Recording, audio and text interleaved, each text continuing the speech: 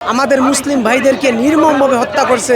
আমি এটার তীব্র নিন্দা জানাই। বাংলাদেশকে অশান্ত করার জন্য বিভিন্ন জায়গায় হামলা টামলা চালিয়ে তারা দেশের সরকারকে দুর্বল করতে চায়। আমরা বিশ্ব মুসলিম আবার এক হব, সকল সন্ত্রাসকে নির্মূল করব। ইসরায়েলকে আমরা বয়কট করলাম, ইসরায়েলি পণ্য আমরা বয়কট করলাম। আমরা চাই ফিলিস্তিনি মুক্তি হোক।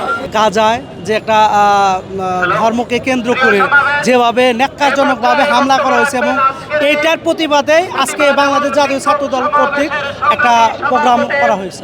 এটা বাংলাদেশ জাতীয় ছাত্র দল তথা বাংলাদেশ জাতীয় দল কখনো এটা সমর্থন করে না। এখানে একটা দেশে আপনার যেভাবে নির্মমভাবে হত্যাযজ্ঞ চালানো হয়েছে সেটা তীব্র নিন্দা জানাচ্ছে। আর এদিকে যেটা হয়েছে সিলেট বা আপনার খুলনাতে, সেটা কখনোই আমরা সমর্থন করি না। কারণ ইসরায়েলি পণ্য আপনি বয়কট করতে পারেন, সেটা আপনি কিন্তু একটা প্রতিষ্ঠানে যেখানে এটা আপনি করতে পারেন না। আর যেহেতু এটা ফ্রাঞ্চাইজির মাধ্যমে নেওয়া হয়েছে বা আপনি সেটা যারা আমদানিকারক, ইসরায়েলি পণ্য যারা আমদানিকারক, সেখানে তারা আপনারা সেখানে কথা বলতে পারেন বা কিন্তু এইভাবে আপনার ন্যাক্কারজনকভাবে হামলা বা লুটপাট এটা কখনোই বাংলাদেশ জাতীয় ছাত্র দল সমর্থন করে না। আমার মুসলিম ভাইদেরকে যেভাবে গণহত্যা করতেছে আমি এগুলো সহ্য করতে পারতেছি না। ওই খুনি ইসরায়েল এবং আমেরিকা তারা সকলে ষড়যন্ত্র করে আমাদের মুসলিম ভাইদেরকে নির্মমভাবে হত্যা করছে। আমি এটার তীব্র নিন্দা জানাই এবং আমার যদি ওখানে যাওয়ার মতন ক্ষমতা থাকতো আমি তাহলে তাদেরকে আমি নিজ হাতে মোকাবেলা করতাম।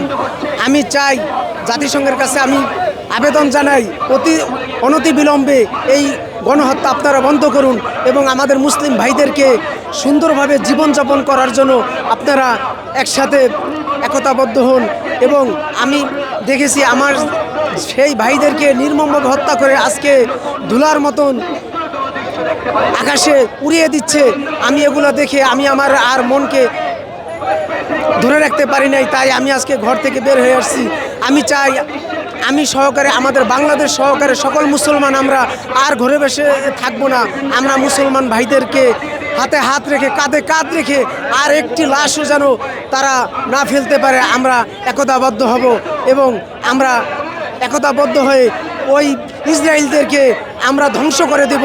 ফিলিস্তিনের উপরে গাজাতে যে হামলা করে মানুষের যেই সাধারণ শিশু ও নারীদের যেভাবে হত্যা করেছে, এর প্রতিবাদে আজকে বাংলাদেশ জাতীয়তাবাদী ছাত্রদল কেন্দ্রীয় সংসদের পক্ষ থেকে এই রাজু ভাস্কর্যে প্রতিবাদ সমাবেশ আয়োজন করেছে। এই সমাবেশে আমরা এসেছি ইসরায়েলি এই বর্বরতার জন্য, কারণ সারা বিশ্বে ফিলিস্তিনের জন্য আমরা প্রতিবাদ মিছিল করতেছি। তো আমরা চাই ফিলিস্তিনি মুক্তি হোক। পৃথিবীর শ্রেষ্ঠ কুলাঙ্গার সন্ত্রাস নেতানিয়াহুর বিরুদ্ধে যে হত্যাযজ্ঞ বিশ্বব্যাপী চালাচ্ছে, ফিলিস্তিনের শিশু নারীদেরকে যেভাবে হত্যা করতেছে, এরা বিশ্বের লোমহর্ষক ইতিহাসে একটা বর্বরাচিত অধ্যায়। সে অধ্যায়ের প্রতিবাদে আমরা আজ বিক্ষোভ সমাবেশ করছি।